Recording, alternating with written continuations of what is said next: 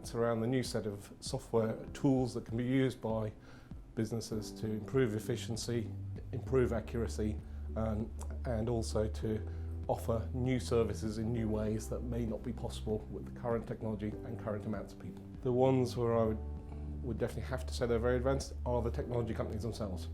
So they've been thinking about this, they've spotted business opportunity and started to address it by developing new software capabilities and actually all the usual things, including the marketing that goes along with it. So the classic large companies, the Googles, the Amazons, Microsoft as well, particularly around data and cloud type services, are quite advanced and are using this technology not just to sell to their clients, but to make their own businesses more efficient. In other industries, there are really good highlights of intelligent automation and aspects of that, like artificial intelligence being used, but maybe not fully across the range. So you couldn't say maybe the whole industry was absolutely at the adoption point, but there are good examples. Medical research, going through the patterns of drug testing and things like that to improve it, to make it safer, speed it up, improve the research and improve the quality of those medicines that are coming forward. Surgeons sharing information around the globe, around particularly difficult surgeries, to pick up highlights to improve patient survivability in those rates, using AI and even robotic surgery itself. And as someone who works in the field, it makes me pause for thought, because it's not implementing SAP or Oracle. It's not a software that you can, with all the difficulty that comes with putting a big software in, it's not that. It's about finding where clever software and clever code can be embedded into the business in the right points, in the right way, to do things smarter, cleverer, faster, more accurately, as we talked about before. So I think there's a big challenge around hype. There's a big challenge around actually understanding, in a very complicated market where there's a lot of marketing and hype, but lots and lots of new companies, older companies with new versions of their software, with new capabilities, keeping up to date and trying to figure out what is the right thing for you. Plenty of advantages for those who are getting it right, and for the leaders, the opportunity to open up new markets, new revenue, improve staff morale, improve the company's brand and reputation by getting more things done more correctly, more quickly. It's very important to the clients who are doing well in this area have thought very carefully about their strategy, why they're using automation, what is it they're trying to do. Is it efficiency? Would you like more accuracy?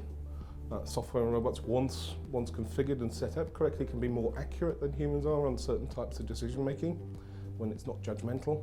So if there's strict rules to follow, that's ideal for software, whereas it may suit us as humans a bit less. We like to do the fluffier, more judgmental stuff more easily.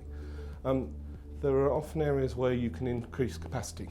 So firms are not necessarily looking to reduce headcount or be more efficient, but they would like to grow without picking up so much cost. So they're using intelligent automation and techniques to grow their capacity to deal with more customers, offer more services, or even in more geographies, by putting that investment into the automation.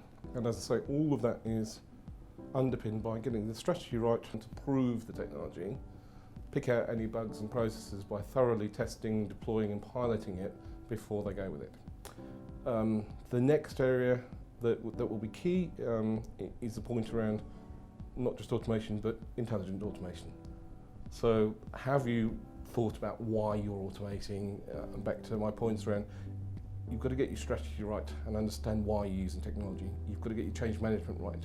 And then you've got to build it with the right future-proofed as much as you can technology to deliver on the change. So going through that thought process properly with enough robust challenge is going to also be a feature of the winners.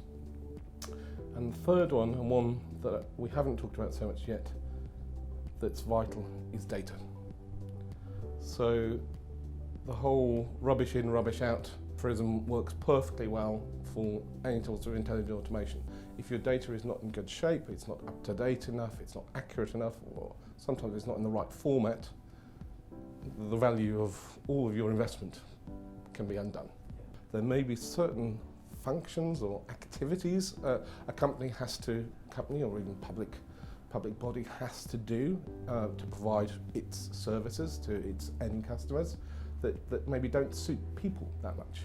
So finding those activities and taking them away from people can often improve morale. You're taking away activities that are boring, repetitive, time-consuming. You often get them wrong, and therefore, there's feedback on that needs to be dealt with. And taking those activities away and freeing people up to do the stuff people prefer to do can be very engaging.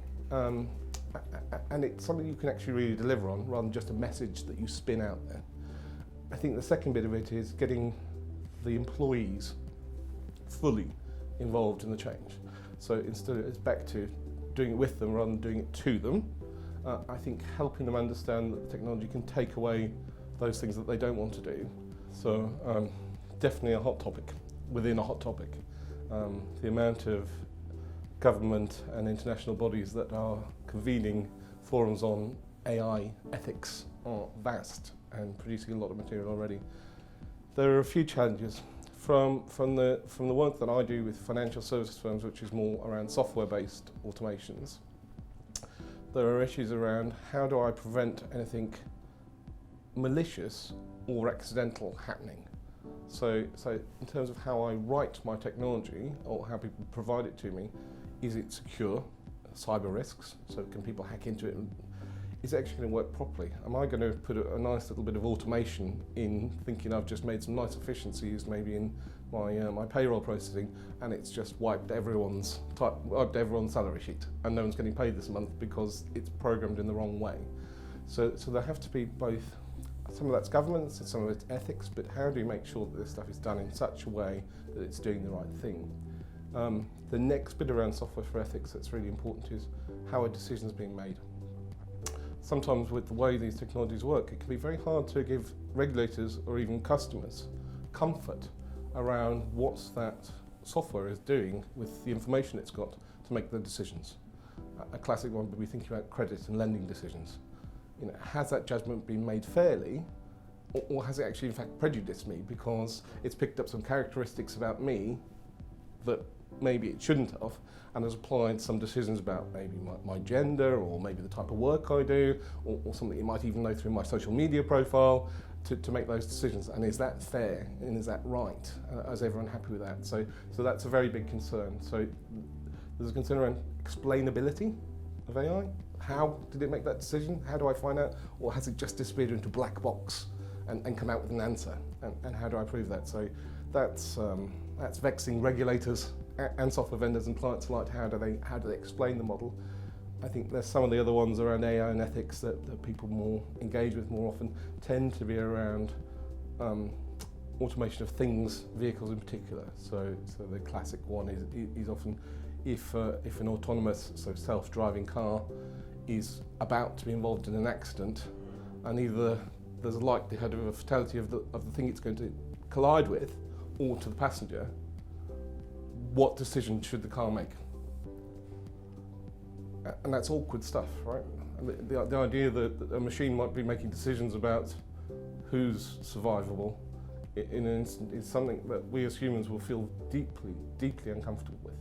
And that's why there's so much work and research going on in these areas. Business strategy, change management, implementation and understanding, then technology can come further down the line and absolutely is a utility, a supporting part of that strategy to implement. It must need to be there, but choosing the technology without thinking of the other things has been what's caused a lot of problems and spend to fail.